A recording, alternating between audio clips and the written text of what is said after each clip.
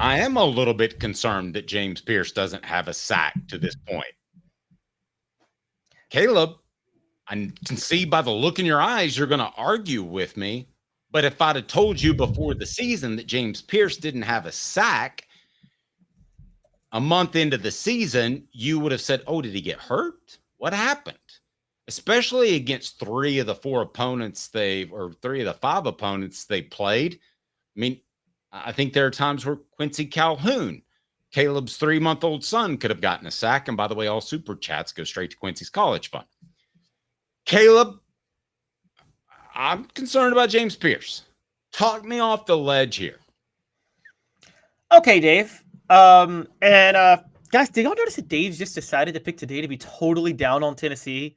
They're not going to have the offense because of the line. They're not. Number one, listen. Dave's a hater, guys. Okay. Wherever Lawrence Taylor played, do you think he went 5 games without a sack? Wherever Derek Thomas played, I'm talking about the elite pass rushers of my lifetime. Do you think he ever went 5 games in college without a sack? No, he didn't.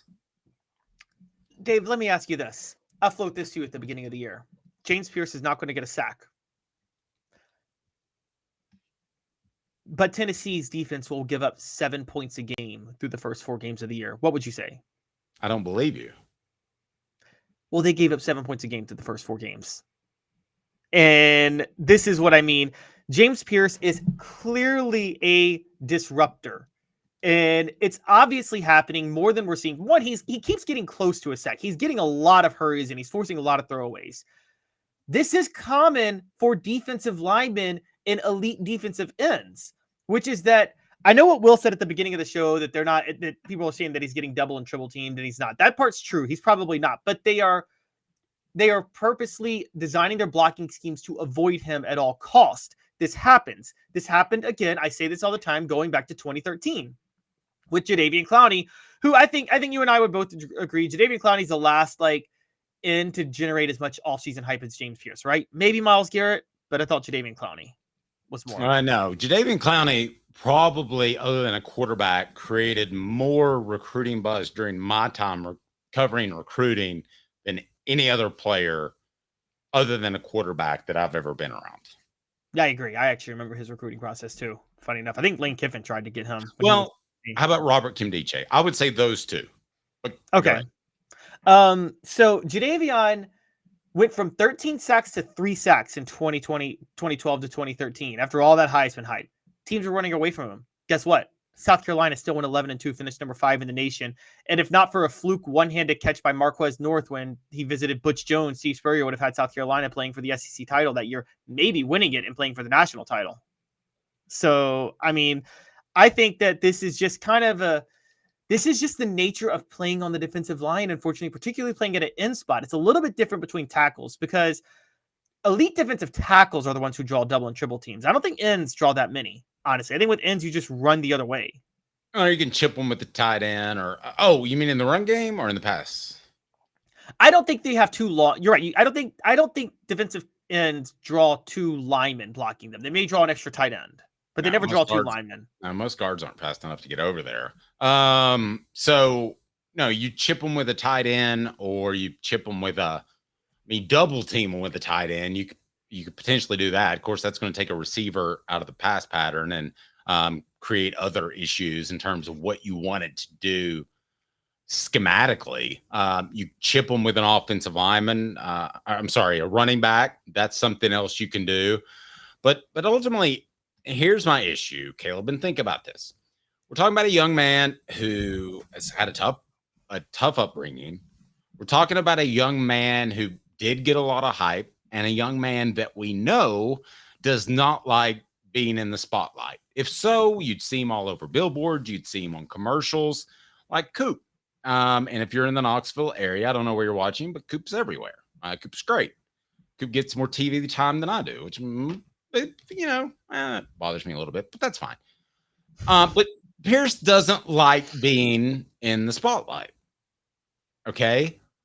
But nobody said he doesn't like having sacks. So if he's a little bit Lane Kiffinish in that He's not crazy about social settings. At what point might he become disengaged with the team? At what point, if we're 8 games deep, let me ask you this. If we're 8 games deep and he doesn't have a sack, are you then concerned? Give me your answer. Brought to you by Asia Cafe. Treat yourself to authentic Asian cuisine, handcrafted from guarded family secrets, family recipes that are awesome. 5 locations to choose from. AsiaCafe.org, AsiaCafe.org. They've got the 6-to-1 Brazilian Cocoa Energy Booster Premix Instant White Coffee. The Golden Label, you can see it right over my shoulder. The Golden Label coffee bag with Philip Blim's grandfather and grandmother right there. Since 1909, they've been there. Philip has carried the torch as a 3-generation family business, now expanding the Lim Dynasty in Knoxville. All right, so if we're at game 8, are you worried that James Pearce doesn't have a sack if that were the case? Not if he's playing the way he's been playing. And look, James Pearce has an agent. I'm sure he has an agent in his ear, right? They all do. And I'll give NFL scouts credit on. I've been told he doesn't trust a lot of people, so I don't know if he does have an agent. He might actually not. Well, there's got to be There's got to be some NFL scouts in his ear, right? Yeah, I could see him being the type of guy that waits to have an agent until he absolutely has to. I could see him being the type of guy that if the money is even close to comparison, he might want to stay at Tennessee, but I don't think it's going to be. Well, I'll tell you who he might trust is a guy like Rodney Garner. Then, if you don't trust a lot of people, Rodney Garner's a great guy to have as your coach, right? Who will make you somebody. He is somebody you can trust. And the reason I'm saying all this is what I think he has to know, because if I know it, someone's told him. I'm going to give NFL scouts credit on one thing, Dave. They don't fall for the glorified stats of defensive linemen. Have you ever noticed that? It's very true. They plug in tape for defensive linemen to look at whether or not they want them. And so with James Pearce,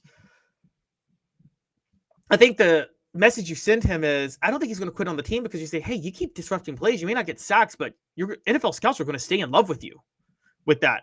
They're not going to fall for the fact that, oh, you had 12 sacks last year and now you only have 2 or 3 this year. They don't fall for that stuff. I mean, Jadeveon Clowney went from 13 to 3 and was the number 1 pick in the 2014 draft still. And probably should not have been the number 1 pick looking back, but was. And well, yeah, I don't know if you know this, but he had bad feet. So that was, I knew that. Some NFL scouts didn't know that. If you have bad feet, that's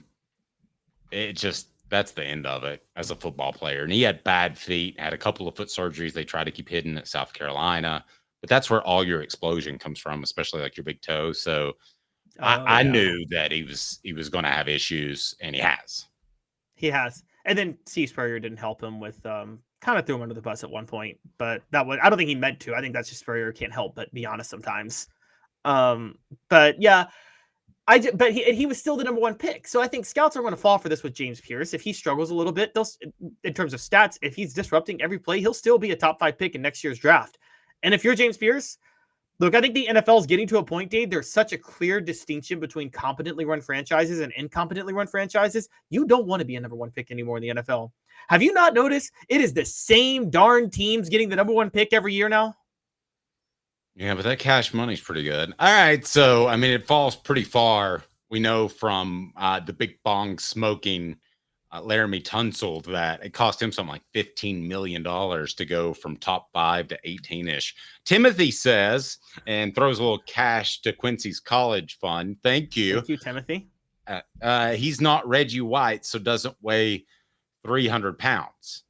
I'm not sure. I'm glad for Quincy, but I'm not sure what that means. Well, I mean, yeah, but Reggie White played defensive tackle in college, too. Yeah.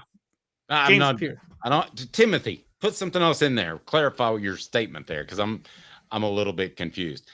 Okay, so let me ask you this. Fill in the blank. I am blank with James Pearce not having a sack. Caleb, what say you? Fine, surprised, shocked. I'm fine with it. I expected a drop off. I'm not that worried about it. I'm not. I didn't say worried. You're not at least surprised. I'm shocked. Okay, fair enough. I'll say I'm surprised that he hasn't had a sack to this point. Fair enough. I could say surprised. But I don't think that, like, again, who cares? He'll be a first round pick and he's disrupting every single play for Tennessee. Go look at the tape. He's having a huge impact.